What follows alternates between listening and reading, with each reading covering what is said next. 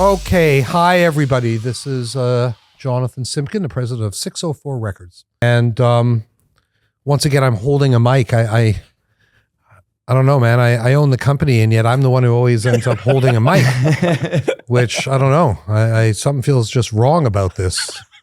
All those gold records and no mic stands. And here I am holding my own. I should have some employee holding it down on the ground, holding it up. Because, sitting on another employee. Yes, because that's just the way I am. I feel like I've had some success, and therefore that means people should bow down to me. And it's just my nature. Because what we do in this business is so important that I really need to. Okay. That's a hell of a way to start a podcast, isn't it? Okay, today we have three people here. We have Danny Craig to my immediate left, who is one of the principals of Rock is Dead, which is a great label in Vancouver, or I guess technically I would say it's in Langley. Chilliwack. Well, the mailing address would be Chilliwack. Yeah. Okay, mailing address is Chilliwack, home of the best corn in the world. Indeed. 100%. It is true. It actually is true. I got a fridge full of it right now. Yeah. It's good.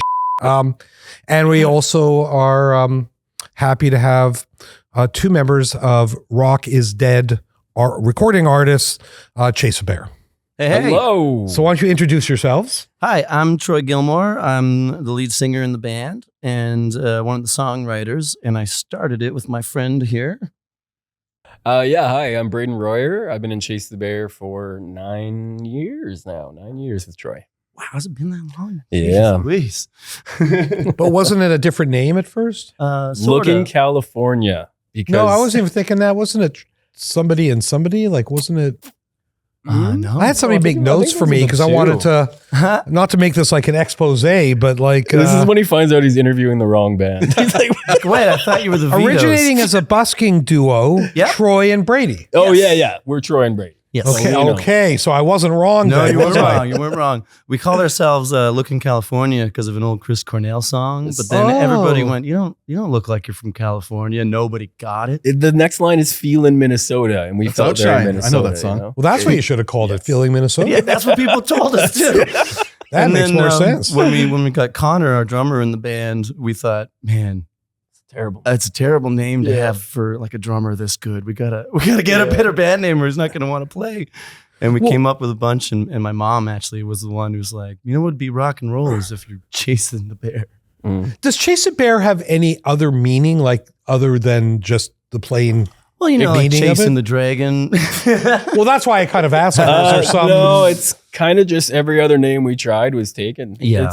There's always like people are copywriting their names nowadays. So there's a band with 200 followers in Idaho who had the name that we wanted. So we move on to the next one. And Yeah, Gotcha. there's actually 3 Chase the Bears out there that play country, but we decided we just don't care. Is that right? Yeah, we're like, well, surprise, Danny. we're just gonna keep little doing label this. surprise. They started for you. after us, yeah, and they just do festivals. They're like little family bands. We'll just change it to Chase the Bear X, and we're all good. Yeah, Verb the Animal is a good It's one. pretty hard to find a name these days that isn't Really been used by somebody or isn't being used by somebody. And I mean, there's also been such a pivot towards solo artists nowadays who are just going by their own name. I think the name is less important than it's ever been because of the internet. It's like if people like something, your name could be a bunch of random letters and numbers, and they're still going to connect with it if it's authentic and great.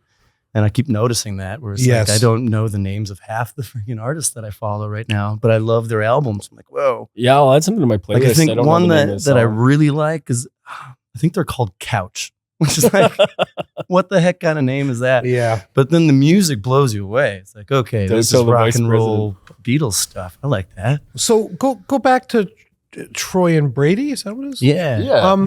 Where were you living, and how did that all start, and how long ago, and all that stuff? We were both guitar teachers in our hometown of Fort St. John. The only ones, because there's only 2 music stores, and we're the only guitar teacher at both of them. Oh, So- you were both from Fort St. John. Yeah. And okay. our drummer and my brother, too. Yeah, so 4 Okay. or 6 of us are all the way up there. Northern boys. We used to be a real bad redneck town, but we're told since the dispensary opened, there's people have chilled out a little bit. Not to up cut there. you off. Yeah. Sorry. We started jamming in my mom's place and just screaming in her basement constantly.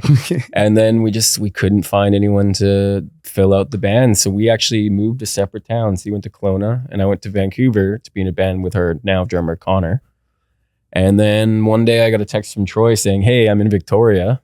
And I said, "Okay, great." And I quit my job that day and I went on a ferry and I started sleeping on his parents' floor for... Yeah. It was a 1-bedroom apartment. He slept on a blow-up mattress. I slept on a couch next to him and we busked every day for like 6 months. In Victoria. Yeah. And then we had enough income from busking that we could afford to like move into a bigger, So what would you do? Like go down by the museum, the outdoor place? and Government Street. Go for the tourists? Yeah. Government Street, the Right for the ferries. jugular.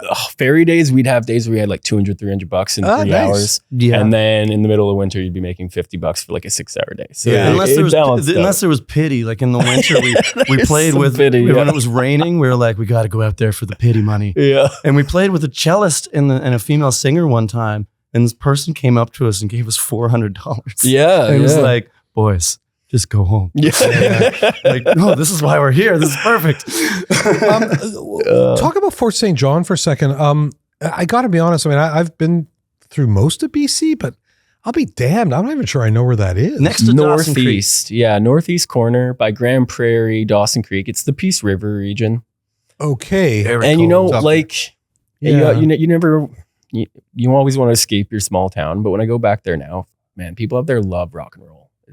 Same with Alberta too. I found the Alberta crowds are so responsive to us. Agreed. Small towns love it in general. We need to get out there. Yeah, we do. I'm sure at default, you guys must do really well out there, right? We just came back from Alberta shows last weekend. Oh, you do the And the Stampede? weekend before, actually. And yeah, packed and slammed, and Calgary showed up like Calgary always shows up. Stampede. You guys hear they're replacing the Saddle Dome, eh? I've seen that. Yeah, They're building a new. They want to be the 4th stop on the Canadian tour because there's Montreal, Toronto, and Vancouver. Right. They want Calgary. They're making big waves. I kind of hope they succeed, man. So you played Meanwhile, Stampede? America is 500 Yeah, stars. we did a tent show at the Stampede. Oh. Then we went up to Edmonton. We played with STP and Weezer at a big festival up there. Oh, Nice. Who sings for STP now? He's a guy named Jeff Goot. So he was brand new to the band when we toured with him in 2018. We did all across the country, right? Is he any good? He is. I have to say, See what I did there? I have to say he definitely is. Like if they weren't trying to get somebody who really could sing the same range, the same inflections, and like even move Like quite similar, Journey? Oh, yeah. right? yeah. Except for they're doing new music with Jeff. And Yes, I was exactly. really like smitten by his whole performance thing. But my takeaway was like, not as good as a writer. No offense, Jeff. You're amazing. You see Wow. this. What's his Wayland was But a like, great writer. Scott Yeah. was just like, how do you even, wow. Heroin. Yes. I saw them perform in Vancouver at the Queen Elizabeth Theater. Oh, nice. And it was after he had been through his first OD and his first Not so nice. band had broke up, got back together. It was kind of like not a reunion tour, but it was kind of like he's back and we're back. It was so good. It was so good. No doubt. No doubt. So I think I'd have trouble seeing them now. I'm not sure that would work for You know me. what? Like they still sound great, and Jeff really does fit in. Like if you're going like, oh, where's Scott? Then you're setting yourself up for disappointment. Yeah, if but you're the going kind of DeLeo with an brothers open still, mind- it's them. Oh, yeah. Totally. And they're Oh, yeah. such an Yeah. important They're part. such sweethearts too. I got to have dinner with them just while listening to the other acts, and They're incredible. Yeah. they're so funny. When they came off the stage, they nudged me and my brother, who are in our band, and they went, "Not so bad for a couple of old guys, right?" Nice. And it's the same drummer, the Eric Yep. something? Yeah. Exactly. Yeah. Yeah. Yeah. So, And yeah, they're just they sound massive great. sounding Oh, for a yeah. 3-piece. They are massive. I don't know how they and do and it. they don't run tracks. It was the so one many time bands. Yeah. like They Led just go out Zeppelin and- made sense to me because I always wondered, how do you make 3 instruments sound so huge? Because nobody does it that way Yeah. these days. Well, you And notice then they did it, and I was like, oh, whoa. STP doesn't solo very much though, and I Yeah. do notice that. I can't stand when a 3-piece starts soloing. I'm like, okay, we're the rhythm track. But guys. he's got like a mega boost though. Right? Yeah. It's like a 10 dB boost, and he hits Yeah, that. it works He'll hit on, that like, for a Since shot I've Been before a Loving chorus, You, and you it just know? goes. Wow. It's Yeah. like so many cool dynamic things that band does. Oh right? yeah, They're just a true Yeah. live They're band. off We the actually wall. played with them in I think 2002 in California. So, with the original, obviously, right. with Scott and everybody, right? So, same three guys, but I mean, that was crazy. That was incredible to see. Scott in his prime, pretty much. Oh yeah, he was so on point. 02, all over the stage. So 02 would have been, and I should say, just to give a little background, and it's funny because we did a recent podcast with your label mates, the Vitos, and but it was Dave sitting where Danny's my sitting, counterpart. But it's funny because my relationship with Dave and Danny goes back to, I believe, 99. Yep. Oh, which is insane. Were either of you alive in 99? No, yes. Yeah, I was 5. Okay. I was good. 3. That makes me feel a little. Oh, yeah. Makes me feel a little less old. But our relationship goes back because Danny and Dave were the rhythm section, still are, of the band Default. One of the best in the world too. Oh, shucks. Rhythm sections or bands? bands? Rhythm section and bands. But I've been lately I've been really just streaming the first 2 albums like crazy again. And when I listen to the bass and drums, I'm like, oh, okay. I understand how these guys took the world. We got to see it in the recording space one time. Danny he never plays in front of us, and he hopped on the kit, and all I remember thinking is, man, he can hit that. Oh gosh! He just hits it in the same spot. It makes you flinch when Danny hits the snare. That's one in a million drummers that can do that. That's the best. I keep trying to slide our drummer Connor bigger sticks. I'm like, no. You remember during the record, I was like, you hit those toms harder, hit those fills harder, and he finally did, and he was like, oh, wow, that sounds great, right? Yeah. Now it'll be like in our basement, and it'll just be like. And then he'll say I'm tired. I'm like, get bigger sticks. Yeah. Bigger sticks, bigger sound. So, that might be an important note to add is What's that? Dave and I, being the label people, how we work the label, of course, is I produce all the artists and record all the artists. So that's hence this conversation. And Dave handles all the visuals, doing the photo shoots, the music videos, the social media stuff. And so we split duties that way. And, and there are rock and roll daddies. So Dave doesn't do anything in the studio with you? Like, you never? Yeah, he comes in and shoots do some shoots. Yep. And on the last song, we were rewriting some lyrics, and we were stuck on the bridge. We couldn't figure out the words. That's right, he did. And Dave was like, "What about words feel like trees?" And we're like, "Oh, Dave, damn it, we gotta credit you now." So he actually has a lyric on our last song. That weasel, he weaseled in on your song. Wait, we didn't credit him though, right? No, I guess we are now. It's on video now. Yeah, exactly. Yeah. And there's a lawyer in the room. Well, you're in trouble now. Well, we'll give you 2 peanuts. But it's just funny because, and I think we were saying this a bit in that last podcast, with Dave here and the Vitos. It's just funny to, be at an age where you can even have known someone for 26 years. Very true. It's weird. Right. It is. Yeah. You weren't even 26 when I met you. That's more than half my life. Yeah. Yeah. Which is crazy. Is this where we hug? Or do you want to just do a reach around? Right. Is that reach around? Can we do that on? Well, maybe this is not. no rules. Whatever. No rules. No restrictions. That was, kind of the genesis of 604 Records. It wasn't 604. You guys were not on 604, but when Chad and I did a little deal with you guys to try and get you signed, and then we were successful and got you signed. I mean, it was such a... And you helped us push a platinum record, so... True. But it was such a profound experience, I think, for all of us, just in different sorts of ways. I mean, for you guys, you went from...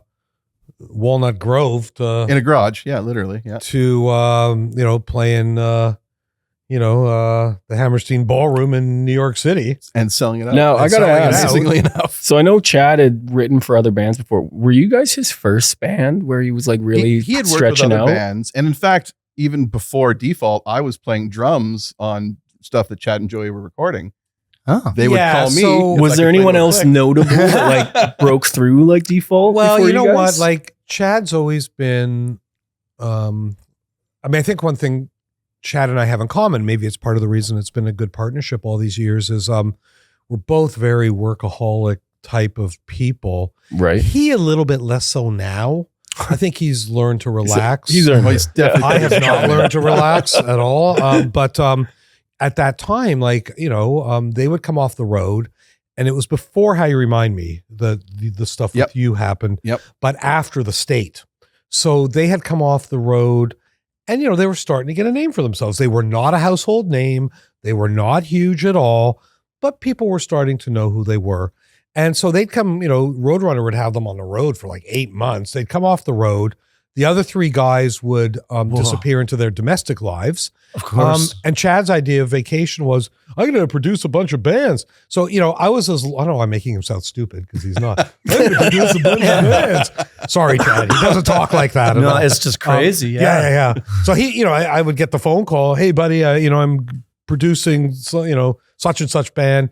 Can you do up some quick paper? I was his lawyer. Hey, if they get signed, I get, X, Y, and Z. Yeah, man, I'll do it up. But the truth is, like, nothing ever worked out. Like, we do all these bands and, I'd never hear about it again. Well, in my hometown, we would hear handfuls and handfuls of like new songs that sounded almost adjacent to Nickelback. Yeah. And then we'd be like, on the radio, all these you get all bands these coming up that imitators. sound this way. And then what happens is their huge hits start coming because they kind of created their own wave with that. Yeah. So like all those other bands fell out of into obscurity, but I still think to this day it's so genius that he went and did. He kind of created a genre. He set himself up for his own wave, really. Yeah, it's like, how do you do that? You're very right about that in a lot of different ways. Like, so one of the bands we did paperwork on was for a band called Shock the Day. Yeah. Chad said, hey man, I can't remember what the deal was. If they get signed, I get, whatever. And, we did up the paper and as usual, never heard another word about it. And he called me one night and he said, hey man, what are you doing? I said, I'm sitting in my office. He said, remember that band Shock the Day? I said, yeah. He said, well, they changed their name to Default and they got a new singer. No way. And I hear he's real good looking. And, you remember the stupidest like, what was that, 26 years ago? And I remember that I said, they're playing at Studebaker's tonight. You want to go? I said, yeah, why not? So got in my car, met Chad at Studebaker's. And I believe, and I could be wrong, and it's one of those things where I've said this so many times that I'm almost trying to make it true, even if it's not. I think that may have been Dallas's first public performance. If it wasn't, it was close. It would have been definitely one of the first. Because what I remember is he had trouble facing the audience. Mm-hmm. He spent half the night faced either backwards or to the side. Wow. He was so nervous. Like Jim Morrison. It was weird. Yeah. Like it was, and I remember Chad and I sat there kind of going, why is he not facing the crowd? But otherwise, this band's really good. Was Dave already doing his theatrics and stuff? Because Dave's amazing live. I think at that point, it was still Dwayne, nervous. right? Oh, you're right. It wasn't even Dave. Oh, no, Dave. Dave joined like 6 months after we formed. Correct. Before getting signed and everything else. He was in a band called Goya. And did they Dallas have the sound then? Like they did. And the other thing about them was that as strange as it was that Dallas was so nervous, it wasn't strange. He was just nervous. Yeah. Very first show I ever saw him play, and his pitch was perfect, which it has remained. I mean, I don't know if I've ever worked with anybody who was so consistently on target as far as pitch goes. Mm-hmm. Incredible singer. And I don't know how much you remember about that night. I remember quite a bit. Like, I remember us then all sitting down, because Chad and I, by the time the set was over, Chad and I were like, we're going to do something with these guys. And Chad got into full Chad mode. And it was like, come here, guys, we're going to, and I think some of your parents were there. I'm sure my dad was there, yeah. And we sort of pulled you aside and went, I think we got some private place in the back. And Chad's like, we want to do something with you. Jonathan's going to put some paper together. And I did. And it was a very simple deal. I think basically if we got you a deal, we got a certain percentage of the upfront advance. And I'll be damned, we got him a deal. And Chad was back off on tour pretty quick after that. Like they were starting to tour again. So that was largely me, like working with them. Definitely, yep. And I think Jennifer, who you just heard, my wife, I remember going to Pacific Center with either all of you or a couple of you to help you pick clothing. Yeah, it was all of us. It was all of us. Yep. Weird question. Yeah. Have you known Danny longer than your wife? Nope. No. Okay. No, okay. With my wife for over 30 years. Like 20-something years is a long time. Yeah. Wait, I got to ask a question about the show real quick. Yeah. So Danny, I never asked you this before. Were you already playing post-grunge, kind of that 2000 sound before you met Chad, or did he totally change your sound. Like More it was or less. I mean, How many Chad, of those songs would have been Shock the Day songs? Oh, none of them. Okay. We left everything.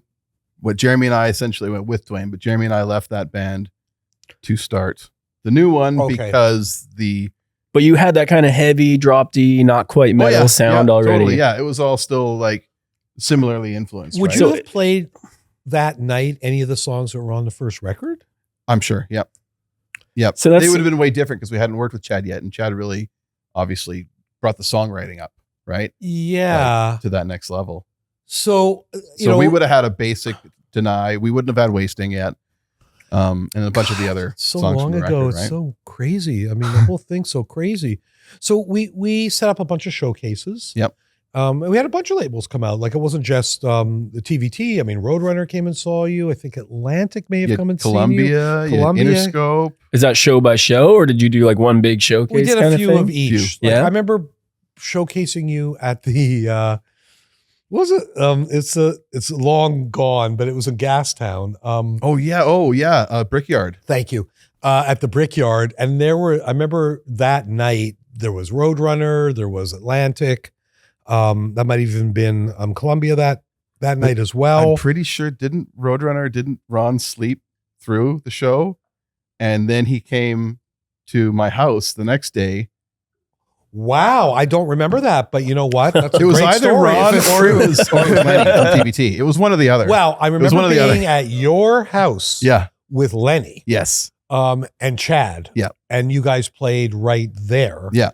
And I mean, it was an amazing experience for a million reasons. Not, I mean, for them, obviously, for us as well. I mean, Chad and I were so young and so inexperienced. Did you feel like you knew something was happening, like a bigger sound, a bigger genre? Because it's almost like the grunge movement. Looking back on it, you really guys. I don't think that really kicked in until Theory of a Dead Man for me. I think at that point, a couple it was bands in, a different situation, right? When like other bands are getting super huge on sound. Well, but the thing is also is that when like there was a moment in time in 2001 where like stuff that Chad and I had worked together on, and again, just to be clear, I was not involved in the creative stuff. I was just the business guy and the promo guy, so to speak. Yeah. But stuff we had worked on together occupied, I believe, 4 spots in the US top 10. Whoa. Wasting My Time. Yeah. How You Remind Me. Of course. Hero, Spider-Man song. Yep. Hell yeah. And, Really? and then the second single off of Nickelback, Too Bad. Too Bad, yep. So there was a moment there where, maybe it's top 15, but like, and that's when the phone started to ring. And like people, and this sort of goes to your question, people were kind of looking at Chad and I like we were the godfathers of some neo-grunge movement happening in Vancouver. And that's what I was going to say. You said you weren't involved in the creative side. I guess my question would be, did you ever go to a show like Defaults to say to Chad, like, I'm sorry, man, I just don't see it? Like, did you value your input in that way, or did you always kind of trust his musical ear? Chad and I have always been good to respect each other's opinions. We don't always agree. Right. We often agree. I'd say we agree more often than not. Right. But I mean, I'm a rock guy. I love rock. Chad loves rock, but I love a lot of other stuff too. And so does Chad. But I think my palate's maybe a little bit broader, and that's not a diss on him at all. Right. I just think the stuff I like that just doesn't necessarily appeal to him. Like I listen to a lot of classical music. Oh, I listen love to a lot of ambient music. The best example I can give you of this is I signed a band, one of the first bands 604 signed, called The Organ. And it did really well. And it was 4 women. And they sort of sounded like a female version of the Smiths. Okay. And I remember sending the demos to Chad, and Chad made some comment like, the songwriting's pretty good, but like, don't they want to sound like they can play their instruments? And he wasn't being funny. Like he really didn't, it wasn't an aesthetic that he was familiar with, that kind of sloppy, like Pavement, if you know that band, like that kind of sloppy, because Chad's a little more like, Chad's very tight. Yeah. And he's very, and listen, that's worked for him. He likes a Mutt Lange kind of record. It's got to be perfect. He played Metallica a lot growing up too, right? Like he's a metalhead, right? Yeah. Yeah. Well, I mean, he grew up, I remember him telling me like, he grew up on Burton Cummings, Metallica, and Hank Williams. Which in a weird kind of way explains Nickelback. Rockstar. Really Rockstar. Yeah. I mean, it really kind of does. Yeah. But Yeah, so that was kind of the genesis of 604 because at that point I was kind of like, well, like that was the first thing we had done outside of Nickelback that worked. And all of a sudden my brain, because remember, I was a criminal lawyer. I fell into this by accident. So it wasn't like I was learning as I was going. Yeah. But my brain went off and I went, God damn it, next time. You're lucky because I was like, next time we're going to like sign a production agreement. And, you know, that way we would have been shopping 4 default records, not just one. Because we did okay. I think Chad and I maybe made 25 grand in total, but that was like a year's work. Yeah. So I think Chad bought his first car with that money. The Stealth. Yeah, exactly. And, you know, to us, who neither of us came from money, we were both like, holy we made $12,000. Well, from a fan's perspective, it would be cool if you two did the next default record. Hey, there you go. Bring it full circle. Bring it full circle. The Beatles go back to Dallas George Martin anymore. I don't think I can afford Dallas. It's outside my spending range at this point. That would actually be great because, of course, Dallas ended up as a 604 artist for 4 albums. Like his country stuff's amazing. I actually didn't connect the dots that Dallas Smith was the singer of Default because I didn't. I didn't for a long time either. Yeah, and then I'm like, whoa, wait a minute. The guy with all those country hits is singing. Whoa, like talk about wild. Versatile. He's one of my favorite singers for sure. Yeah, Jonathan, when you said you were learning as you go, nowadays I imagine Chad's a little less involved with the label, right? Yeah. Yes and no. Yes and no. But like back then, did you ever like you weren't a musician? Could you see the potential in a band that he was showing you, even if they weren't all there? Because I know that's something I think regular fans struggle with more. Like I can look at a band and say that singer is going to be incredible in a year with the right circumstances. I get that question a lot and I don't have a good answer, unfortunately. Like I think I've always been a real gut feeling sort of person and I often go by my gut feeling. I probably, not to toot my own horn, but I probably have a better A&R record than anybody in this country, even including major labels. And boy, I wish I knew how I did it. I haven't got a clue. I just know what I like. And I guess as it turns out, oftentimes if I like something, a lot of the public likes it too. But I never know that. But you're not microanalyzing it like, oh, their look is wrong. It is this such a gut feeling thing. Yeah. The first time I met Nickelback, they needed a lawyer. And they had a management agreement from Clyde and Terry. And they, rest in peace, Clyde. Yep. I miss him. So they needed a lawyer and they came into my office and, Chad put his feet up on my desk, which I was like, dude, what are you doing? And so many things. Oh, we're allowed to do that? Oh, that's right. Yeah. So many things that occurred and unfolded over the next 30 years kind of all happened at that very first meeting. They got into a fight about publishing.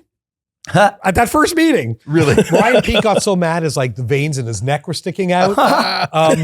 And I remember to this day, they left me with a burned CD that I still have, which were demos of The State, I think. Yeah.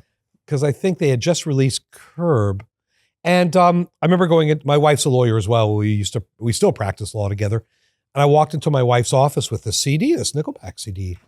I was like, I hope I like the music because there's something about that hype. So gut feeling. Like I just hadn't even heard a note of music. And yet there was something that's larger how the than best life. Songs are written.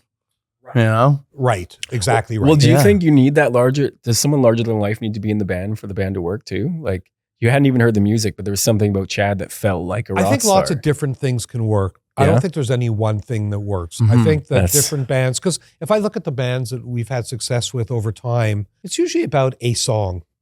Yeah. Huh. It's a song that opens up a door. Danny says that constantly. He's just like, you just got to keep. We're one song away. One song away. Well, but it's true. I mean, it's both the beauty of this business and the thing that's hard about this business. I've heard before, you're only as good as your last song or your last show. And listen, one song can be life-altering, which is, to me, what's amazing. I mean, most obvious example for me is Call Me Maybe, which, listen, had Call Me Maybe not happened, we wouldn't be sitting in this beautiful studio right now. Wow. Like, Call Me Maybe, this is the house that Call Me Maybe built. I mean, it's just kind of the truth. Thanks, Carly. But I mean, thanks Carly and Josh Ramsey from Mariana Trench, who produced it and co-wrote it. Really? I heard Carly brought it. And Tavish Crow from her band who co-wrote it. Josh Ramsey? Wow. No, I heard, that's so unsuspecting. Yeah. I heard when Carly brought Call Me Baby to Josh, it was like an acoustic song. True. I still have the demo somewhere. It was just like that. And Josh And heard more all this other stuff shocking, around He's such it. a rock and roller The that really chorus- catches me by surprise. He's Yeah, awesome. but the chorus was the verse. What? Whoa. Hey, I just met you wasn't the chorus. Really? And Carly. Josh, I think, was the Whoa. one who kind of went, what Dude. the f***? That's not a verse. That's a goddamn Yeah. chorus if I ever heard one. We Yeah. can try Harley- reversing everything. Yeah. That's right, yeah. Out, right? Danny, what you doing next week? Yeah, exactly. But it is the thing about the business I love more than anything is that I, maybe I have a tendency to romanticize it, but I mean, one song can change your f***ing life. Wow. It's That's- craziness. Hearing that from Yep. you is like reaffirming. We've I been guess. talking You hear about it from a lot of true, though, people, but then to hear it Oh, from dude, I someone get whose that life question has been changed. Every like time I both do a of you. speaking engagement, wow. like every time I'm asked to speak somewhere, I get the same goddamn questions. And one of them is always like, how important is it to network? I was like, it's not important. They're like, well, what do you mean it's not important? I said, go write a fucking song, man. man, Like, yeah. all you need to know is one person if you have a great song. Great song plus one person who knows anybody in the business.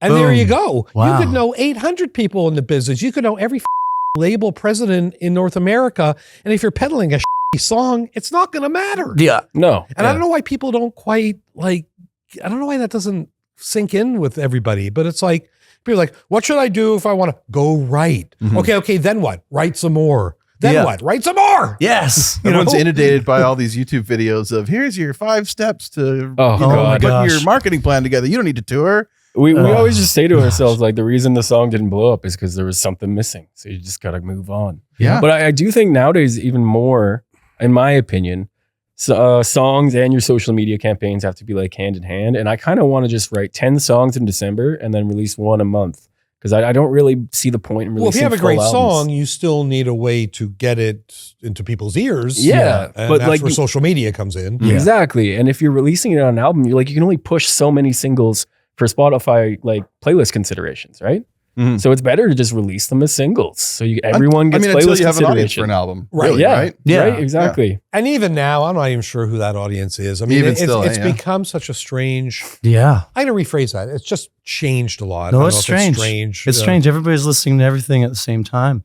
I realized last week that I saw both moments where all this started happening. Yeah. Like when Blockbuster went out of business, Yep. we should have known we were screwed. Yep. And then when the iPod was invented and every kid on the playground has every song instantly downloaded to their hands, like the kids these days don't know what a CD is, right? So it's like, whoa, what are we But in a way, doing? in a way, it's come back full circle because before the Beatles, You can release anything though, is the before the upside. Beatles, people were just releasing singles. Like Elvis Presley was Yeah. releasing Yep. A and B 45s sides, on vinyl. 45s. Right. and that's what CCR's people first were buying. record was 20 hits that they had. And over then the 3 years, 60s right? kind of sold us this idea that you have to release 12 songs at once. And a lot of the songs weren't very good. Filler, right? Yeah. Oh, Yeah. filler But track. it was still, I mean, I thought when Spotify contacted me before it became commercially available, they sort of seeded out the app to a bunch of, influential people in the music business. Okay. And so I had Spotify maybe a year before it was commercially available. Oh, no Because way. it was already available all over the world. Canada was one of the last countries to get Spotify. Really? Oh. And I'll never forget, I was sitting in this building in my office and I started to around with Spotify and I ran around the office saying, this is the future. Yeah. I'm telling you right Oh, yeah. now. So you guys were prepared. I wouldn't know if I was prepared, but I knew right away. But you knew, kind of like Within seeing 2 Google for the seconds first of- time. I was just like, oh my God, this is it. Yeah. It's so easy. Absolutely. It's so convenient. Absolutely. Every song I'd ever want to have is at my fingertips.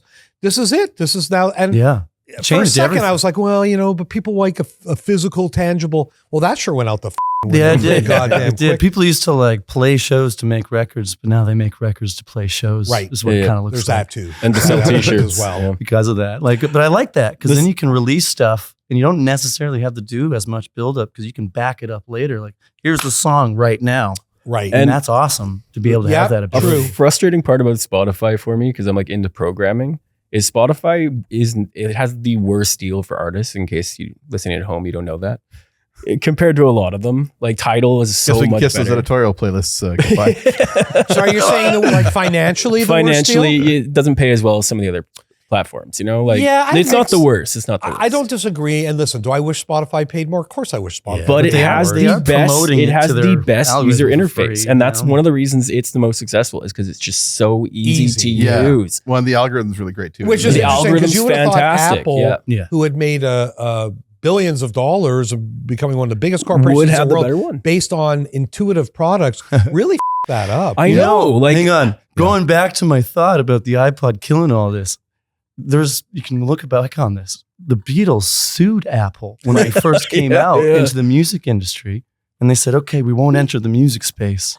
And then Apple came out with iTunes after that. So it's kind of like the Beatles were our last hope for what we once knew. Well, was the Metallica music tried industry. with Metallica Napster. tried with Yeah. Napster Yeah, too. but That Beatles was a big was like one. was And about Lars to stop was iTunes, right. you know? Okay, we could say that now. It's been enough time. Lars was right. People were getting Yeah, but ripped here's the off. thing I will say, and again, I'm not disagreeing that I wish Spotify paid more, and I think they should. But here's the one thing I will say that gets lost, I think, in this conversation. When we first started in the business, when Danny and I first started in the business, most people were broke as well. Like, it's not Very like true. everybody looks back, oh, it was the golden age. Most bands did not make any money. Most bands broke up because they couldn't make a living. And radio played a lot less songs than the amount of songs on Spotify. So it really didn't, like, people are like, oh man, I got a check from Spotify for like, $12, man. It's I'm like, okay, well, yeah, it's but I guess really the problem is nobody's streaming your music. Like if people, if there was a demand Absolutely. for your music, you would have made more than $12. Like, we had a big hit with that Coleman Hell song, Two Heads. And we eventually signed it to Columbia Records.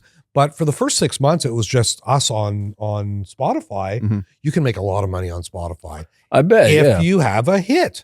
That's fair. Again, I'm not saying they shouldn't pay more. They should. The But thing is, it's people not like sometimes forget that. It's like, listen, you have to create a demand for your music. And the other half of it is that, like, they push your music for free. When else has that existed? they can. Yeah. They throw it on the right playlist. Yeah. And it doesn't need to be totally reworked. We're just looking for a little increase if we can. What do they like to deal with? Do you deal with the company at all? All the time. Yeah. What do they like to deal with on the 604 ground? excluded digital. We've never given up digital rights on any of our deals. Nice. Ever. Which really defined our company in many, many ways. But yes, we have great relationships with all the streaming services. And I mean, I don't know. It's in a weird kind of way, they've become like the new radio. So it's Absolutely. like in the old days, you're, spending that's kinda all this interesting. time sucking, Yeah. radio dick, and now I spend all time sucking Spotify dick. Is there differences you'd say between dealing with radio and dealing with Spotify? It's surprisingly similar. okay. It's a little less smarmy. Oh. Like radio was always a little bit like gross. Yeah. Like, How so? well, payola and Okay. weird sexual. I've ran into lots of radio stuff, trackers and like asking for tens of thousands, so I could see that. it was seedy. Yeah. okay. Yeah, it was. Yeah. Radio was seedier. So you'd say that Usually like radio streaming's a guys bit had more to be kind of honest. that, hey, Yeah, it was- and You had to deal with people who made you want to shower. Like, it was just like, yeah, very true. Oh, really? Yeah, a little bit. A little bit. So Spotify's kind of like a breath of fresh air, I guess. In some ways it is. Yeah. In some ways it is. And in I some ways imagine it isn't. the But I mean- communication must be faster with Spotify, right? Like, they're a tech company. They have to be answering their emails a little more frequently than some of those radio guys who message you back a month Yes later. and Like, no. yeah, come I on mean, in. they also know, they're the power now and they know it. Everybody did things the exact same way. You would make an entire album, a single at a time. You would make a whole album. You would film a usually very expensive music video because you wanted to be able to compete on Much or on MTV. And you'd throw it out there. Here we go. Did it work? Oh, it didn't work. Next. That's how it was, man. Mhm. Like Yeah. you didn't get a lot of second chances back then. That's So still you how the and movie Nickelback were industry lucky. is, You too. had and talented, but you were lucky that your first thing you put out worked. Yep. And then you could maybe have a career. Yeah. Now there's 8 million ways to be discovered. Yeah. Radio still works, but it doesn't have the impact that it used to have because people aren't listening as much. Right. And the only evidence you need to see to that is every week now people are getting fired from. Chorus has let go so many people. They all have. Bell closed down a bunch of stations. It doesn't make revenue for them anymore. because people don't listen as much anymore. So well, they listen in a different way. I was thinking about it on the drive here, like the podcast we're filming right now. Yeah. People scour the internet. It's kind of like, this is the new radio, I guess. YouTube. So they're looking for things to listen. It's just a matter of like connecting those dots in a new way. And I say that all the time. Connecting the dots is a phrase I use in this building often. Yeah. Because that's the question. It's like, how do you connect the dots with the public? Yeah. It's like, okay, who do we think the audience is? That's always my first question when we sign a band. An audience. Yeah. Okay, it's 40-something soccer moms. Okay, how the hell do we reach them? Well, we know soccer moms like Lululemon. Maybe we could do something. Like, you sort of got to think backwards from the audience to sort of figure out how to reach that audience. That is really clever. It's just sort of the way it works now. Yeah. Like, because again, there isn't one route anymore. There's Well, I multiple. guess that's kind of on what I was saying before, is that you make a record to play. Yes. Right? Yeah, and I mean, like, when the Beatles came out, what's the name of it? Ed Sullivan Show? It was one of 3 channels on TV. Yeah. So of course they blew up. There was one avenue where everyone was watching the same bands every week. Yeah. Well, that's now right. you're seeing bands everywhere. Yeah, what's funny isn't it? Because I think there's good things and bad things about it, because like there are things I miss about the old days of that, because at least if you got your record deal and you got your shot at radio, if you were good, you really did have a good chance, because everybody listened to the radio and they weren't listening to a million different things. Right. Now it's a bit harder. Like in a way it's a bit harder because there's such an overwhelming amount of stuff out there. Yeah, and everybody's on shuffle. So like they don't really I don't even know how to listen to an album. YouTube when there's 8 gazillion videos up there. We've put out 2 songs so far in this cycle, right? 3. 4. 4 in this new cycle. What the fuck? Am I getting confused? Woo! Yeah, the Okay, I'm fourth going to shut up then and let you tell 2 us. good that, ones. fourth one just came out. Okay, that's worth why I got stealing. confused. It was, would you call it a ballad? What's coming next then? That's what I'd like to hear. We got a Sum 41 kind of ish song. Sum 42. Demons is a Sum 41? I mean, that's what Connor says on stage. I don't really know about that. I don't know. Yeah, it's actually it's a pretty cool song. So since the record, because obviously we put the record out in beginning of 2023, but the single started to come out end of 2022. Right. After the record push, I think we pushed 3 singles before dropping the record, and then 2 more, and then pushed the record as best we could, right? Yeah. And then we got together for another batch of 5 tunes that we smashed out. Yeah. Right. When did we do those? Last year. Last year, yeah. And we were just looking at how people were going skip, save. Okay, well, maybe we should just release songs that way. Yeah. And what we're noticing, 4th song in, all the numbers are like flying colors better than the album. Oh, nice. Yeah. So if we keep going, we're noticing like more and more people showing up to each song. So it's like, and now we can bundle it up and sell it as an EP at a show. What do you think? I mean, I'm curious. What do you think explains that?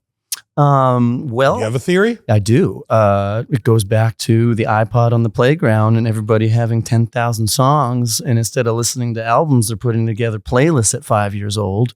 And now everybody's listening to things on shuffle. Like even my own band, we don't listen to records in the car. We put it on the shuffle, and it's better than the radio. And I think because of that, people aren't used to like sitting down and listening to a body of work anymore. I think they're like, oh, my friend put a song out and I want to listen to it. Oh, this is cool. I can get behind that. I'll save it. Or it comes on as a cool song and they go, oh, that's cool. I'll save that and throw it in one of my playlists or in one of my mixes or stuff like that.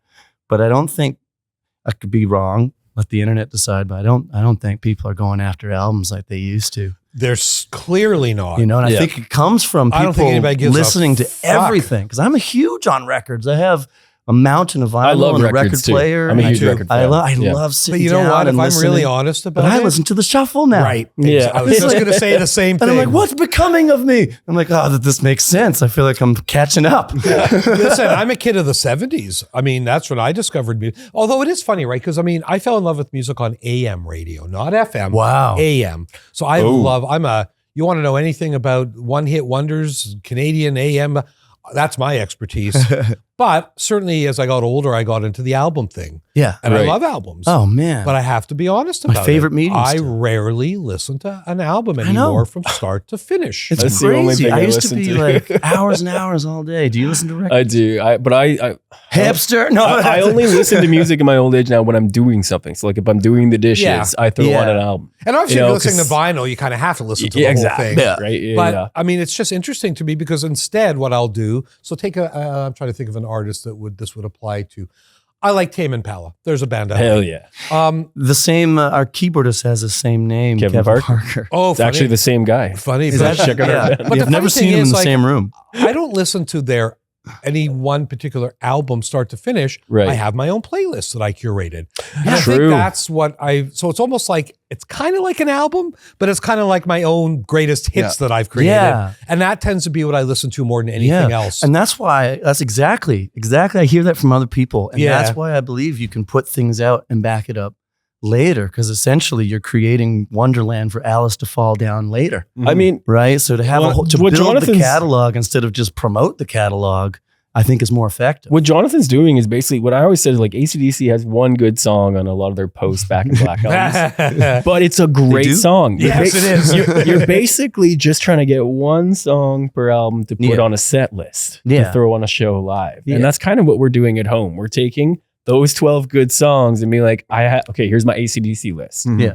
I'm going to make one for the next band. Yeah. 100%. Yeah. I never go Yeah. looking for albums on Spotify now. I just Yeah. go to my playlist Yeah. of whatever band, from the Beatles to Yeah. whoever. So And I'm from sure an artist yours has perspective, B-sides. Like, I love a good B-side. Me When too. I Yeah. find one. Absolutely. But no one ever agrees on what the great Yeah. B-sides Oh, no. are.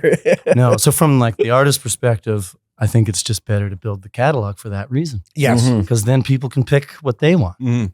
Because even with our own stuff, like we thought on the record, Hurtin' was going to do really well, and We're Stealin's going to do really well, and then it's the songs that we don't even like that are doing really well. and They're what, still, we they're like still 'em great all, songs but- too, and I've said this to you guys before. And let me know if you agree. But I mean, I think the big difference with streaming, like you were saying, you're building that catalog, yeah, and it's not like radio where you release a single. If it doesn't make it, it's not on the playlist anymore. Yeah. right. It's like it's there forever. It and lingers. really can blow up at any time. oh yeah. true. When the Beaches True. got Plain Yes, Bread, absolutely. their whole catalog Of ended up in the course. top 10. Exploded. Yeah. And it was Of like, course. what's happening? Like, Mhm. obviously, everyone loves that song. But I enough will that they're say- checking it all Yeah. out. Comparing how we wrote these 5 to the album, what I like more about the single approach is now every song we write, we're all in on that one song at that one time, Mhm. and then the next one sounds completely different than Yeah. the one before. And you can And give when we each wrote the single album, we ended up album writing a attention. bunch together, and Right. there were some that sounded kind of the same, and I'm like, this is just a worse version of this other Yeah. song. Yeah.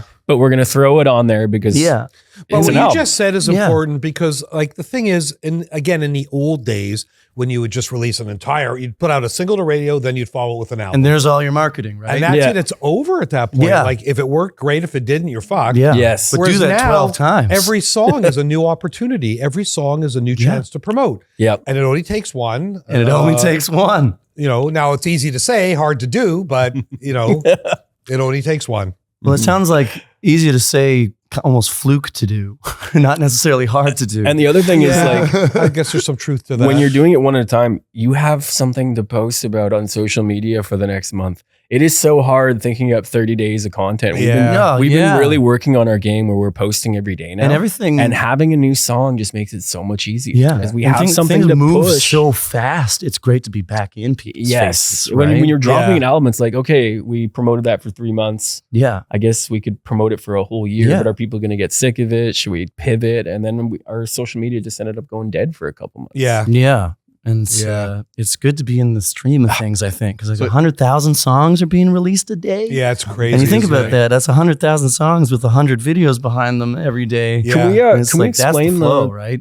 Can we explain the dynamic of Rock is Dead and 604 and what Sure. you guys actually do for us? Maybe Danny can. Yeah. Well, I mean, Dave and I sort of had the concept of the label and wanted to kind of get everything really shiny before Yeah. showing anybody, right? So we recorded both you guys and the Vitos. We had music videos done. We had the website built. We had everything.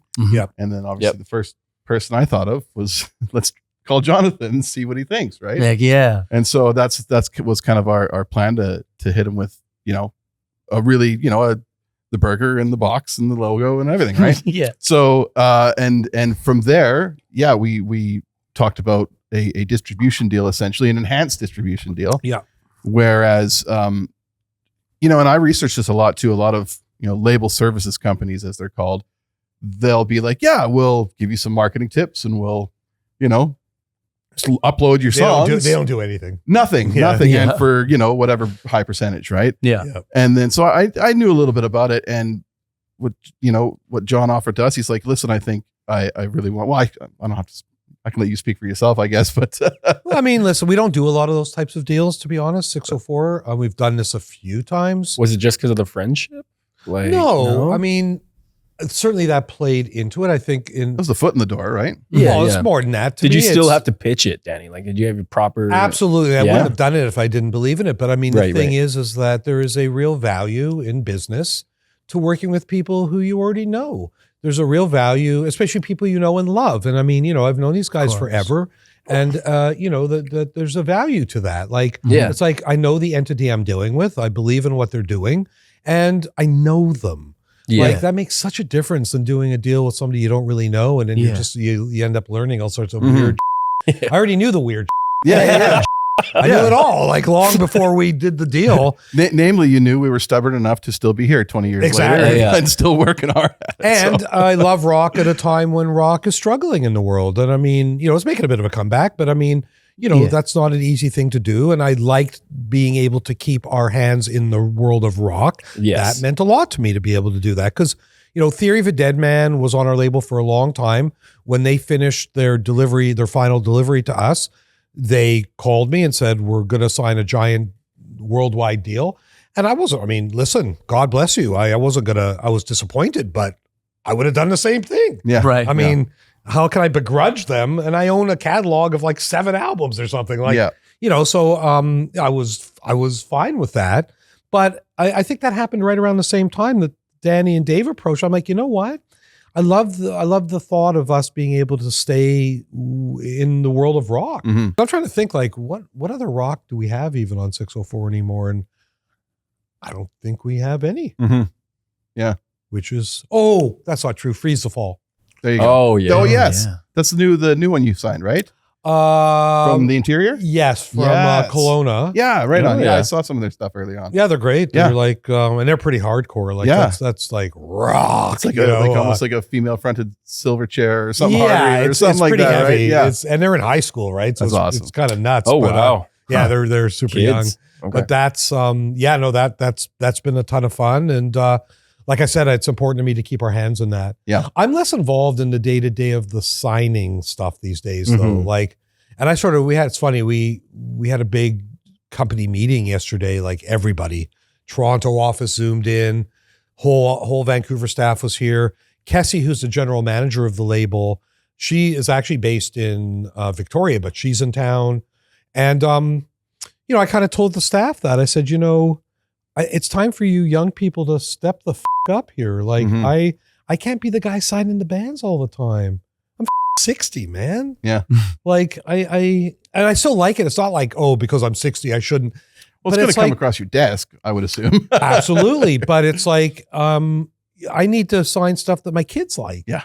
And I think rock was big enough that I think it's going to be like blues and metal where it falls into a niche. It had its peak, but it's still going to sell out the Commodore. Where is the if you're selling out the Commodore, you're not struggling in life. Right. You might not be a multi-millionaire anymore. Well, Default just came back from a handful of really good bands, shows. What's happened with rock? There's a bit of a resurgence, but I was going to say, like, for new acts, where is that angsty rock band? We're right here. Where's Nirvana? Where's Rage Against the Machine? Where's that band that makes you go?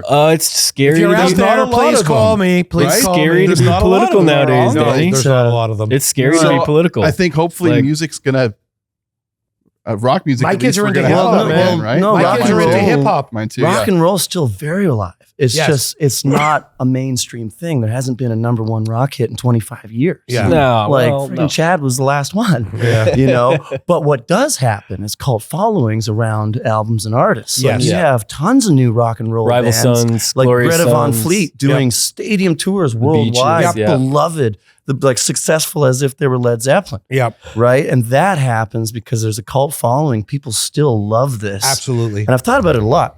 I think rock and roll will always be around because it's like tension and release and cause and effect. Because my boss beat me up all week and like getting angry at work and having to deal with all this stuff, I effectively want to go to a show. It's like there's always going to be that societal tension where people want that release, that rock and roll or hip hop. For me, it's like metal gives them. When I'm doing my dishes, I'll listen to like Latin music, and when I wake up in the morning, it's folk music. Yeah. But when I'm driving, I listen to rock. Yeah, I'm a bit like that too. Like rock and roll, it will always be loud that music in the when you're car is just a 18. good thing. Yeah.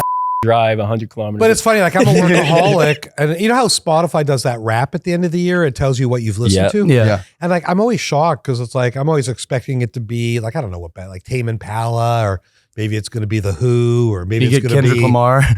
No, because I'm not a big hip hop guy. I don't hate it, but it's just not my thing. No, it's classical and ambient. And I was like, why is that? And I was like, it's because I work so much, and when I work, I can't have lyrics. No. It distracts me. I do the same thing. Same I'm thing. very fond of like Beethoven and Paganini. Me too. Yep. Yes. Just Me like, too. well, and when I listen to that stuff, I still go like, I play why it did for we my water players. this down so much? Yeah. Like, whoa, there's songs where they hit that one chord and it goes on this big journey.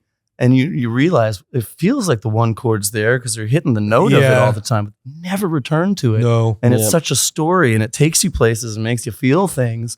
And it's like, wow, this thing that was written 300 years ago has me crying in my living room. It is a calming it's effect. pretty wild, huh? It's wild. Yeah, It does, really is wild.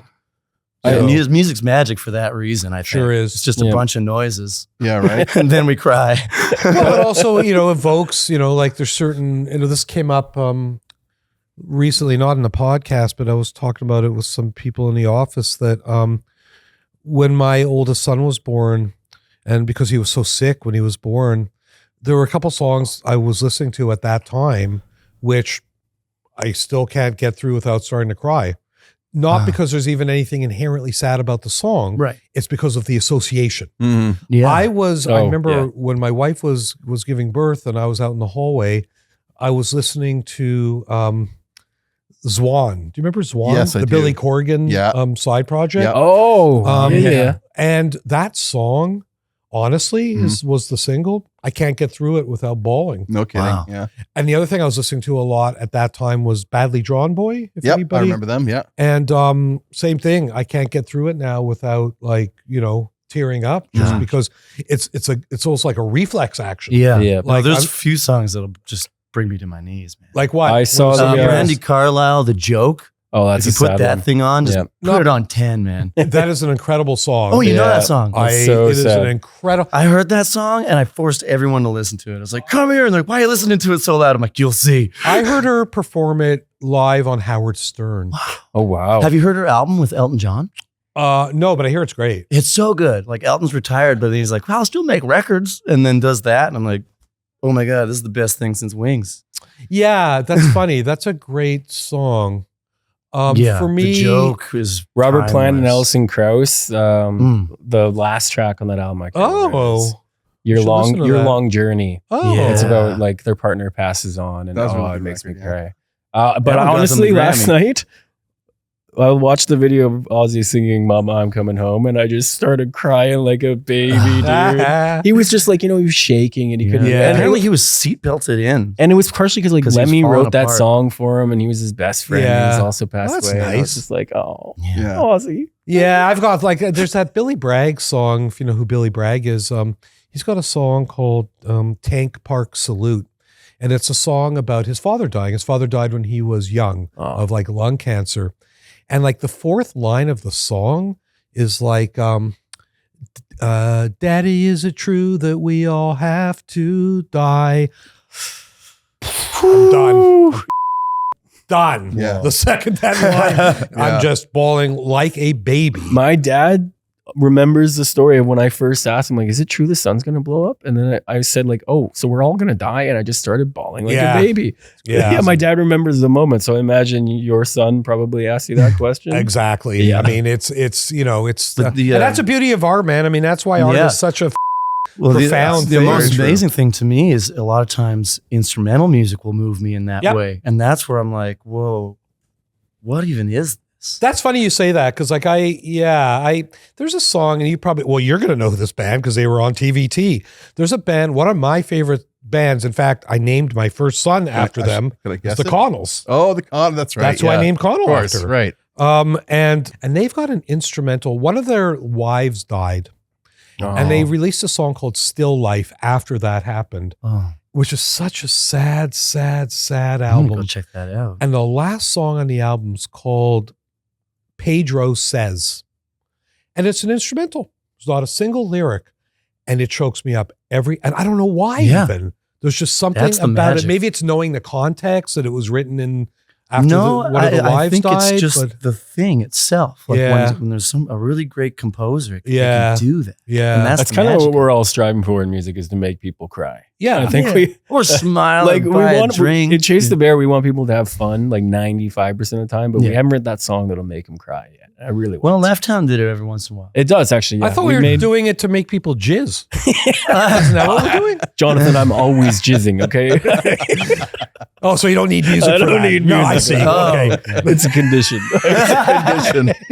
It's actually happening right now. Wow, this is going to be the podcast that gets me canceled. Talking about my He's got the French loaves. Just great. Yeah. Well, listen, loaves and loaves. I was going to really quick bring it back to we didn't quite finish future plans because please. Next, I think we're September 28th.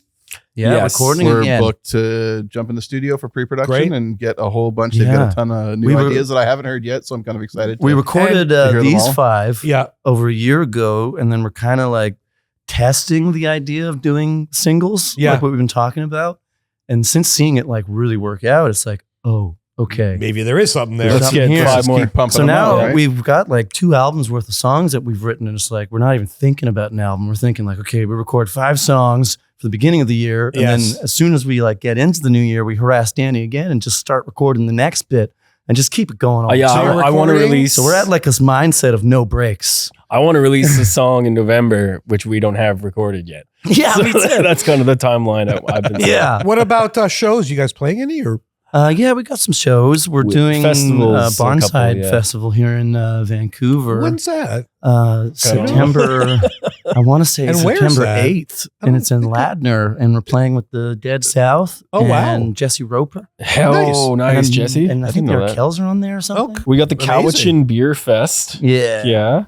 That is on August 16th. We have not played nearly as many shows as we normally do. We've only played 4 this year, where we normally have played 60 by now. Yeah. We got a booking agent who said the first year is going to be making introductions, and then the second year is when I'm going to start getting shows. And we used to book ourselves a lot, but a lot of dead-end gigs. Like you get lucky half the time, where it's like, whoa, you play this empty bar to this guy who knows a friend, and then you're playing a festival. Whoa, how did this happen?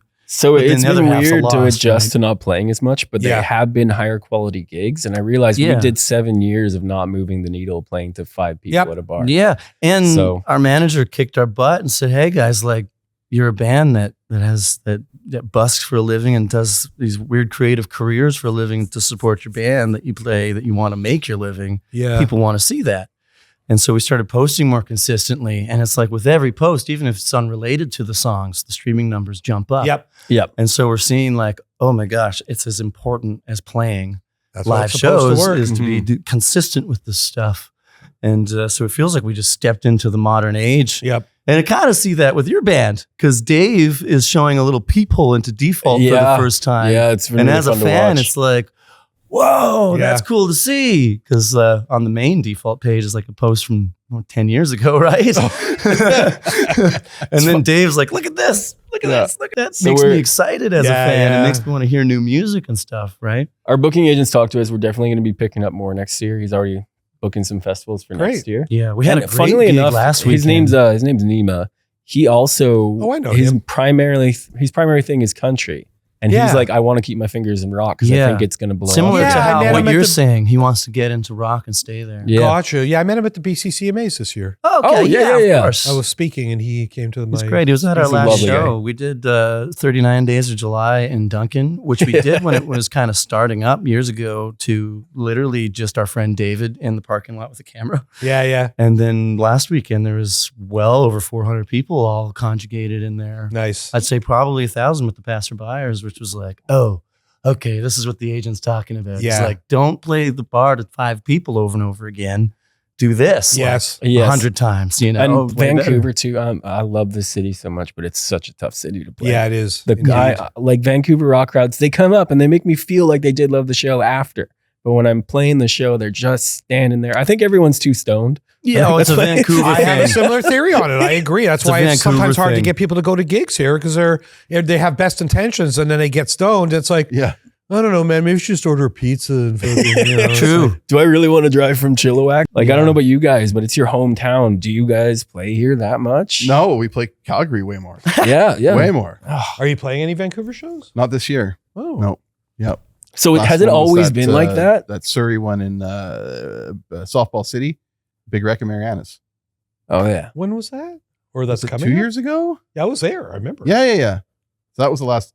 Just FYI, I wasn't the guy with the laser pointer. Just so you know. That wasn't me. Just so you know. Wow. Have the crowds always been like that here? Yes. Yeah. Well, maybe not like in the late 90s, early 2000s, very early. I mean, if you were a band who had a but real following, then I mean, you know, like Nickelback had some pretty rowdy shows early on. But I think Vancouver has traditionally been a tough.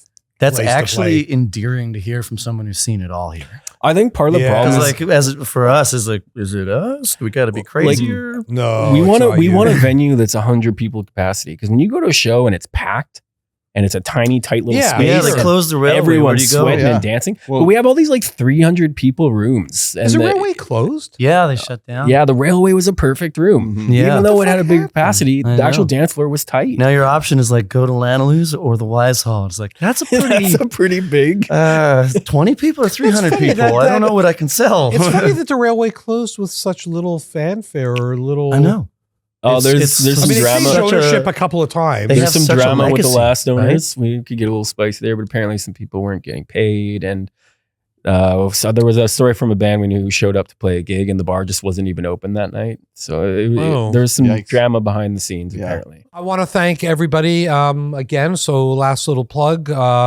Thank you, Danny Craig from Rock is Dead. Love talking to you always. Thank you for having us. Thank you, boys of Chase the Bear.